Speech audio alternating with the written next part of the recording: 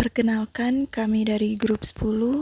Di sini kami akan membahas tentang Entry Strategy and Strategic Alliances. Nama anggota Pratiwi Zahwa Junitas sebagai opening case dan introduction, dan yang kedua Pahibi Virginia Emily akan membahas LO1, dan saya Kasegir Mitisha akan membahas LO2. Di sini kita akan membahas tentang Gazprom dan aliansi strategis global yang dimana memiliki 3 topik utama. Yang pertama, keputusan pasar luar negeri mana yang akan dimasuki, kapan akan dimasukinya, dan pada skala apa. Yang kedua, pilih mode masuk. Yang ketiga, aliansi strategis. Kita masuk dalam pembahasan yang pertama, yang dimana seringkali perusahaan kecil atau perusahaan menengah biasanya hanya memilih satu pasar internasional dalam negeri untuk dimasukinya, sedangkan perusahaan yang lebih besar memiliki strategis untuk memilih satu atau lebih pasar yang akan dimasukinya. Contohnya, perusahaan yang lebih besar biasanya memilih 5 negara sekaligus untuk dimasukinya, dan sementara itu sebagian besar usaha kecil dan menengah tidak akan melakukan ekspansi internasional karena kendala biaya dan tantangan masuk lapangan pasar.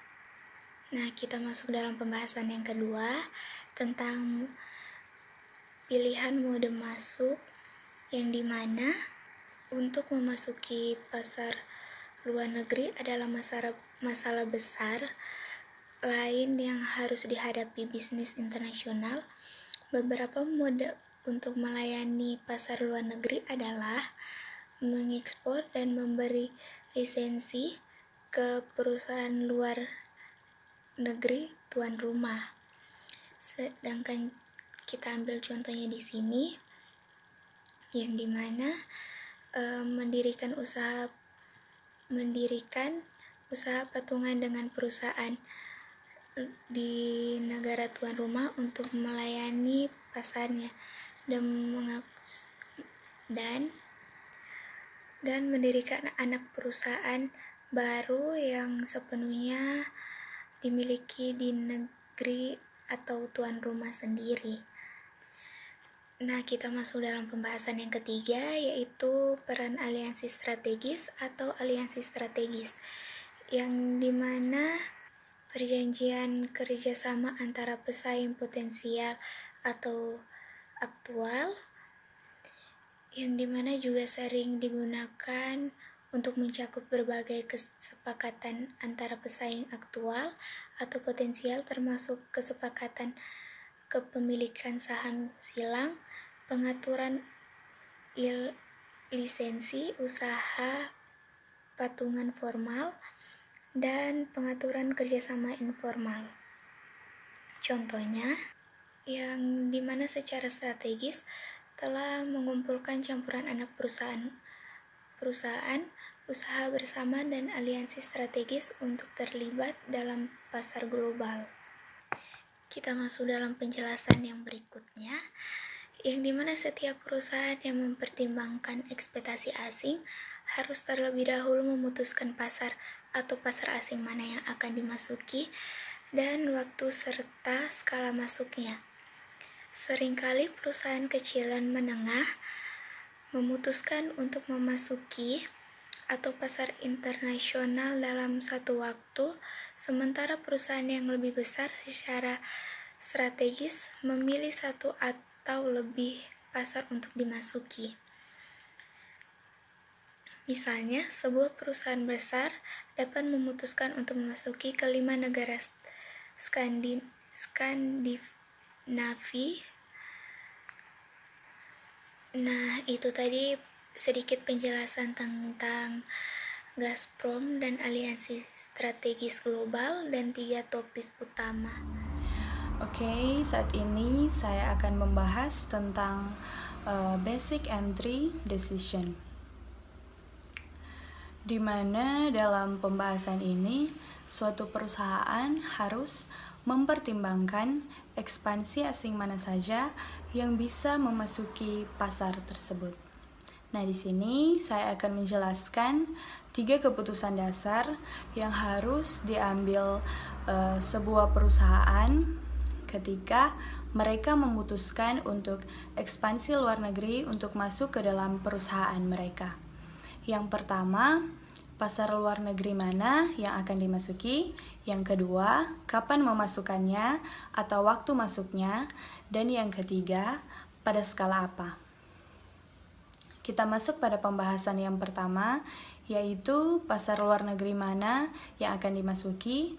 Nah, sebelum kita memasuki pasar asing, kita harus mengetahui potensi keuntungan jangka panjang dalam sebuah negara.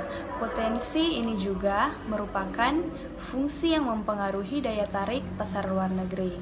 Daya tarik suatu negara sebagai dasar potensial untuk bisnis internasional tergantung pada keseimbangan manfaat biaya dan resiko yang berkaitan dengan bisnis di negara tersebut.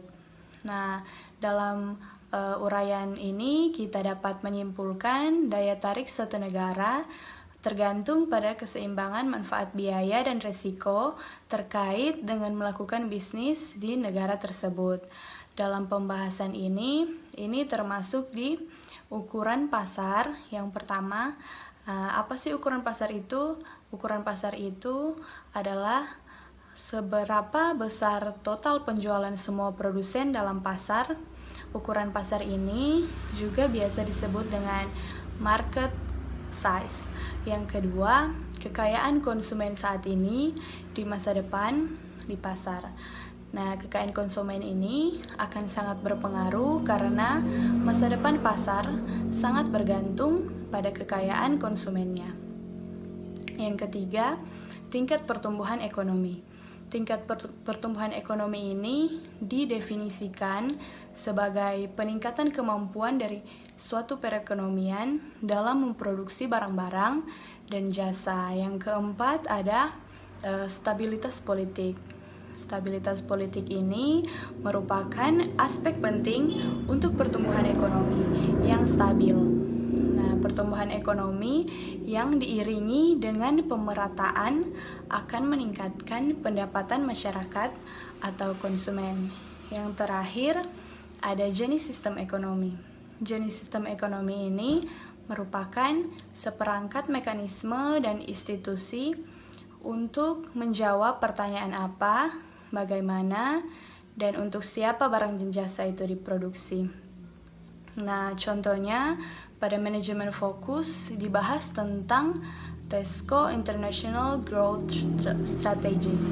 Tesco ini adalah rantai toko grosir Inggris yang besar dan mereka telah meningkatkan operasi luar negerinya secara pesat.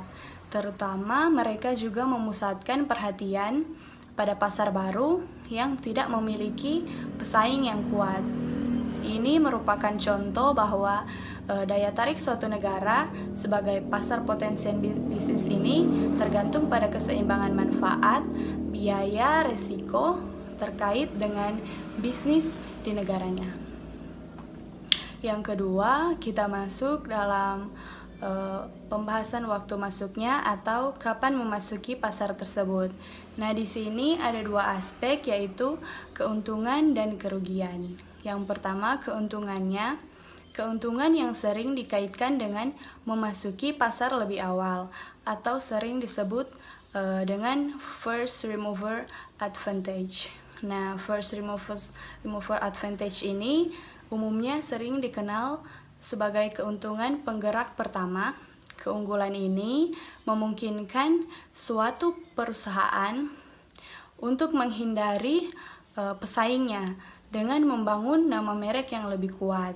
Nah, tingkatan volume dan penjualan, kurva pengalaman di depan para pesaing, dan mendapatkan keuntungan biaya kemudian hari mendatang, dan membuat biaya pengalihan yang mengikat pelanggan ke dalam produk untuk layanan sehingga mempersulit pendatang baru untuk memenangkan bisnis. Yang kedua, ada kerugian. Nah, kerugian ini terdapat pada kapan memasuki pasar tersebut. Dalam pembahasan ini, dalam hal ini kerugian ini disebut first mover disadvantage. Ini adalah kerugian yang bisa menimbulkan pioneering cost. Pioneering cost ini muncul ketika sistem bisnis di negara asing sangat berbeda dengan pasar yang berada di dalam negeri, dan pioneering cost ini juga termasuk dalam kegagalan bisnis jika perusahaan membuat beberapa kesalahan. Yang keempat, kita membahas tentang skala masuk dan komitmen strategi. Ada 2 entry dalam pembahasan ini. Yang pertama, entry skala besar. Nah, entry skala besar ini terdapat komitmen strategi di dalamnya. Apa sih ini entry skala besar? Entry skala besar ini merupakan komitmen strategi seperti memasuki pasar pada skala besar yang cepat, dapat memiliki pengaruh penting pada sifat pesaingnya di pasar, dan hal ini juga memiliki beberapa efek. Di sisi positif, akan mempermudah perusahaan untuk menarik pelanggan dan distributor. Di sisi negatifnya juga ada. Kebutuhan akan sumber daya juga akan semakin banyak dan juga dapat menambah biaya. Nah, dalam entry skala besar ini mempunyai komitmen strategi. Komitmen strategi ini merupakan keputusan yang memiliki dampak jangka panjang dan sulit untuk dibatalkan. Dapat menyebabkan pesaing kembali masuk ke pasar dan bisa juga mengarah pada respon kompetitif pribumi. Yang kedua, ada entry skala kecil. Entry skala kecil ini kita mempelajari pasar dan mengurangi resiko eksposur. Entry skala kecil ini adalah cara mengumpulkan informasi tentang pasar asing sebelum memutuskan apakah akan masuk pada skala signifikan, dan cara terbaik untuk masuk dengan cara kita memberikan waktu pada perusahaan untuk mengumpulkan segala jenis informasi. Dan entry skala kecil ini juga dapat mengurangi resiko yang terkait dengan entry skala besar berikutnya. Yang berikut kita membahas tentang market entry summary. Ada 2 pokok penting di sini. Yang pertama, there are no right decision here, yang artinya tidak ada keputusan yang tepat, hanya keputusan yang dikaitkan dengan berbagai tingkat resiko dan penghargaan. Yang kedua, ada peserta skala besar mungkin dapat atau bisa memperoleh keuntungan. Nah, penggerak pertama yang signifikan yang akan memperkuat posisi jangka panjang di pasar tersebut. Sebaliknya juga negara-negara maju seperti Australia atau Kanada memasuki skala kecil dalam industri perusahaan untuk bisa mempelajari lebih lanjut tentang pasar tersebut, karena akan dikaitkan dengan resiko yang lebih rendah. Setelah meningkatkan kinerja perusahaan berkembang, mungkin dapat menjalankan strategi ekspansi internasionalnya sendiri. Contohnya pada manajemen fokus yang berjudul The Jollibee Ponemon. Nah, pada manajemen fokus ini merupakan contoh yang baik. Kalau kita lihat di sini, Jollibee merupakan rantai makanan cepat saji yang berbasis Filipina. Mereka itu membangun kehadiran global di pasar yang didominasi dengan perusahaan multinasional AS atau Amerika Serikat, contohnya yaitu McDonald's dan KFC. Ini membuktikan bahwa setelah meningkatkan kinerja perusahaan berkembang, mungkin dapat menjalankan strategi ekspansi internasionalnya sendiri, seperti contoh pada manajemen fokus yang sudah saya bahas. Itulah yang menjadi pembahasan saya. Terima kasih. Perkenalkan, nama saya Miti Ceka Siger dari Grup 10 International Business Paralel D. Di sini saya akan membahas LO2 Entry Modes. Perusahaan dapat menggunakan 6 mode berbeda untuk masuk pasar luar negeri, dan setiap mode memiliki keuntungan dan kerugiannya masing-masing. Nah, apa saja 6 mode tersebut? Mari kita pelajari bersama-sama. Inilah 6 mode untuk memasuki pasar luar negeri. Yang pertama, ekspor. Yang kedua, melalui proyek turnkey. Yang ketiga, memberikan lisensi. Yang keempat, memberikan waralaba. Yang kelima, membentuk usaha patungan. Dan yang keenam, mendirikan anak perusahaan. Jadi, mari kita bahas 6 mode tersebut. Yang pertama, ekspor.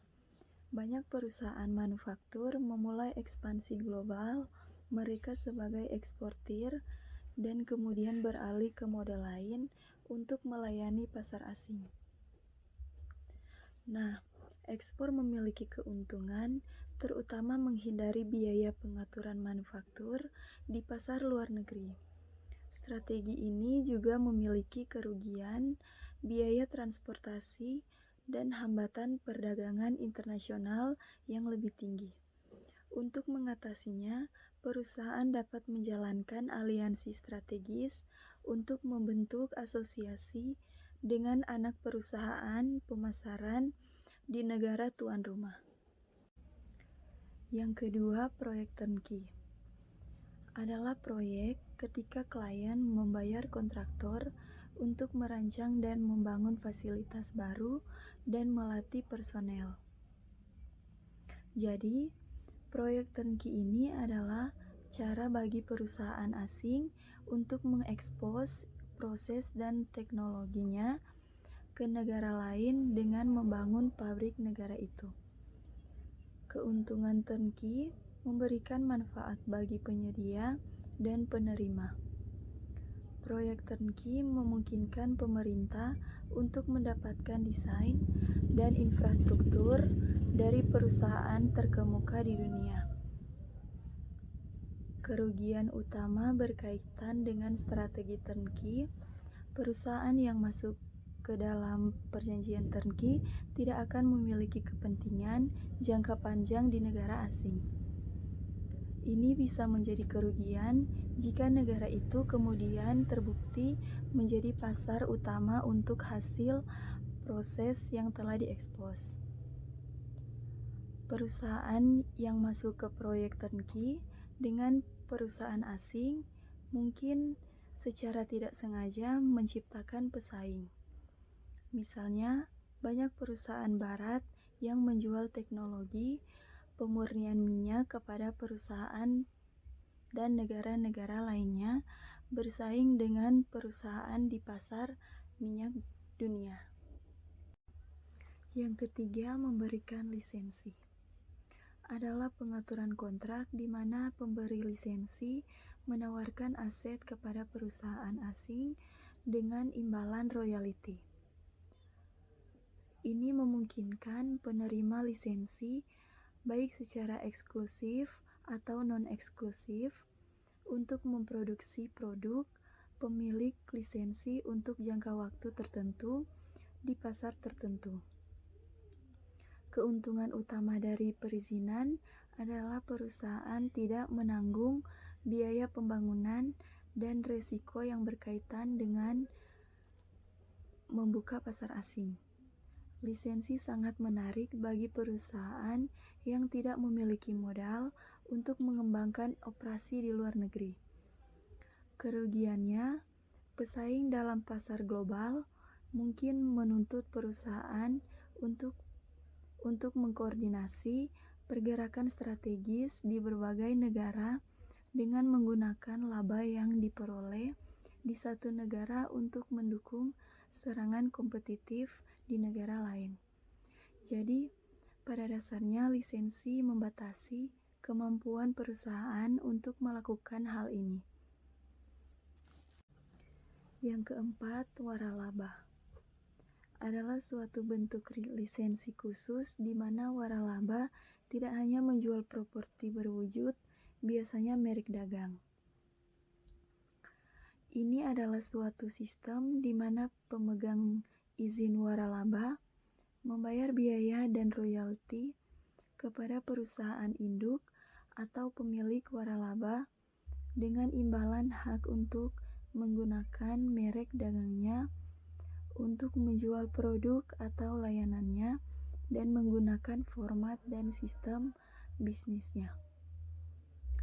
Keuntungan sebuah perusahaan jasa dapat membangun kehadiran global dengan cepat dan dengan biaya dan risiko yang relatif rendah, seperti yang dimiliki McDonald.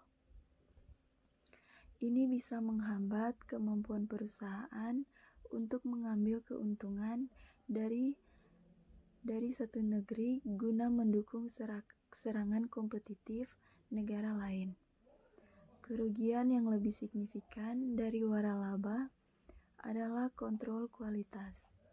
Dasar dari perjanjian ini adalah nama merek perusahaan menyampaikan pesan kepada konsumen tentang kualitas produk perusahaan.